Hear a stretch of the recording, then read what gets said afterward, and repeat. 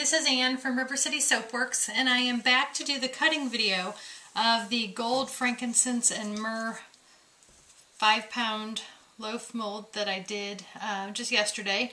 So this has been about 24 hours, and so I'm back to cut this. And if you recall, if you watched the making of this, we did a hanger swirl on the inside, and then I topped with these pieces that are supposed to look like gold pieces of melt and pour. So as you probably know, with a multi-cutter, right now I have my prized possession, and that is this multi-bar cutter that I got from Bud Hafner on Etsy. And you cannot use these for melt and pour. You have to use these for cold process only.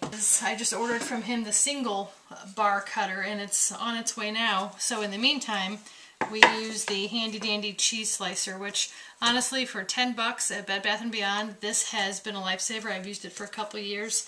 But because it's not really a soap cutter, you don't get the uniform cut. There's a little bit of, you can see here when I wiggle this, there's a little bit of play. So sometimes your soap might have a little bit of a slant to it.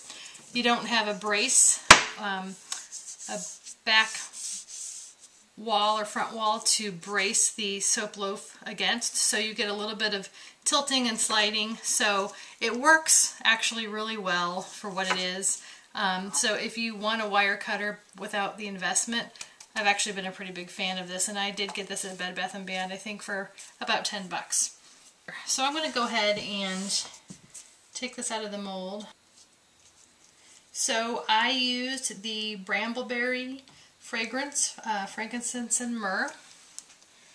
It soaped really well for me. It didn't give me any trouble at all. I had no acceleration, no problems with it at all. It was the first time I used it, so I was really pleased about that. And we did a hanger swirl.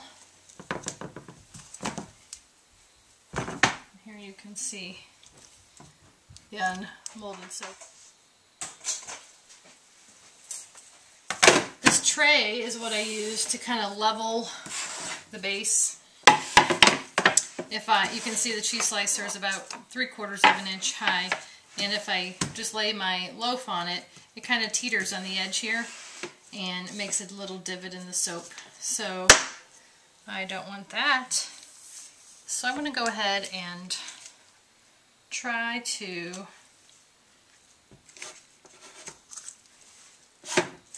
cut this with a cheese slicer. Now what I can do, if the cheese slicer gives me a little bit of trouble, is I can also kind of cut those melt and pour pieces on the top with a little knife.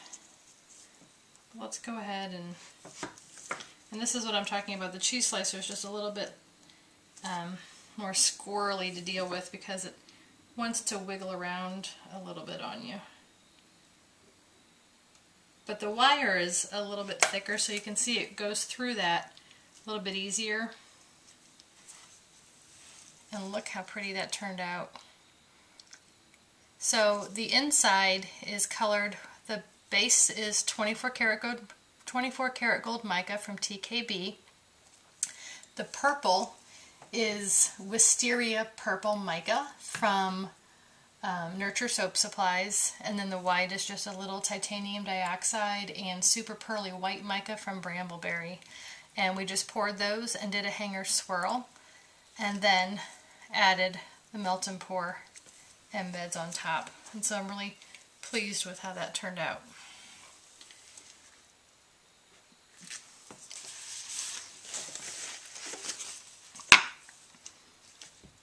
So with the cheese slicer that I'm using here, you don't really have any guidelines or anything, so I don't know if you can see in the video, but I've actually created little pencil marks for different width bars. My multi-bar cutter that I got from Bud is, I had him special make that, and that was for 1 1/8 inch bars. And that's just my preferred size, because by the time it's finished curing, then it's more like 1 inch. Those are really pretty. I'm very pleased with that.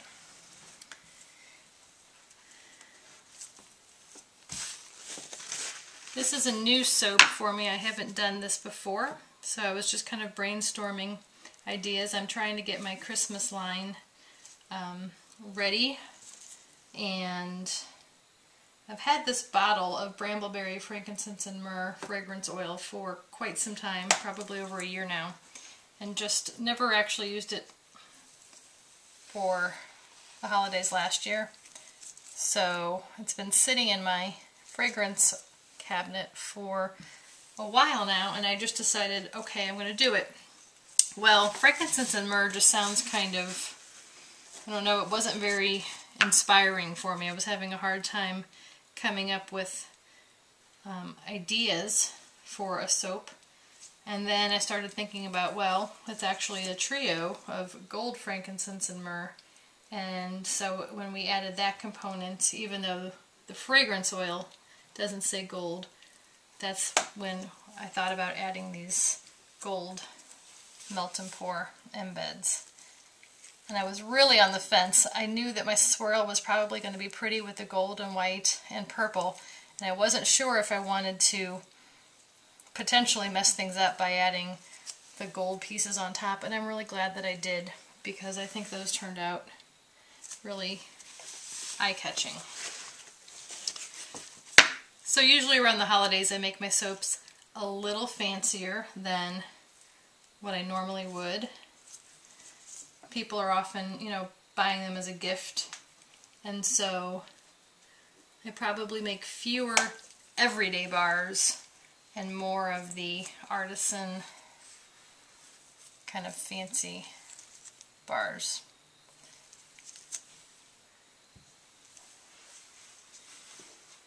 I'm going to go ahead and take this tray away now. After you get your loaf cut down a little bit, then you can take that brace away. So, as I mentioned, I just recently ordered Bud's single cutter because I make so many loaves that I can't use in the multi-cutter.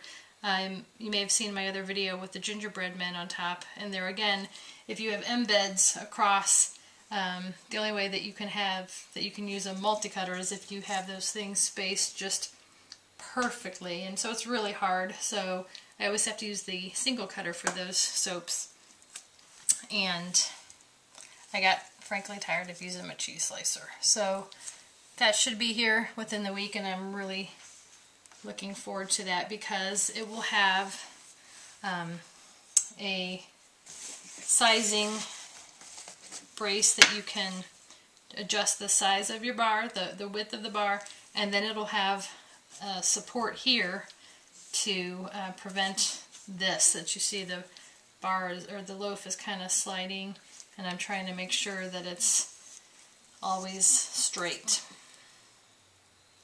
But like I said, if you like a wire cutter, which I do, I think that the wire cutters make nice clean cuts. Honestly, the $10 cheese slicer isn't bad. I got a little air pocket there, but I think that's my first one, so if that's the only one, then that's not too bad. So my mold, as I've mentioned, is the Nurture Soap Supplies 5-pound silicone mold. I really like that mold. I always gel my soaps, and I don't have to wrap it in towels or anything. It seems to provide just the right amount of insulation, at least for the temperature of my soaping area. So I don't really need to cover it with towels or anything. It has a nice plexiglass lid that you can put across the top so you can kind of keep an eye on things. There's another little air pocket.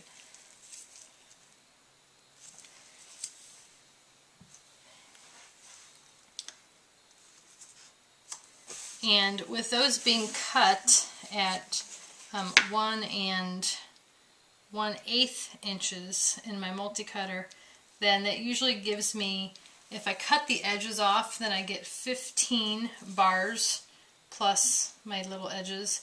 If I don't cut the ends of the loaf off, then I get 16 bars even.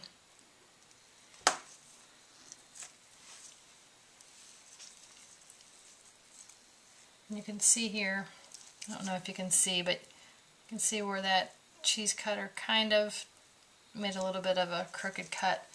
Again, not probably a huge deal, but something that I'll be happy to move away from when I get the new cutter.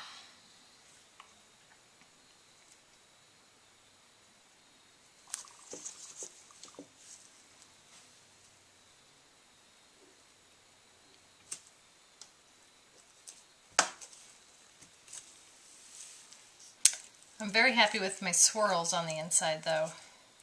Sometimes you never quite know how those are going to turn out. I was a little bit worried about my batter maybe being a little bit too runny, and if you have that, then sometimes you don't get pretty swirls. Sometimes they kind of blend together and you get a little bit of a kind of a mixed gray color, which is never quite what we were going for.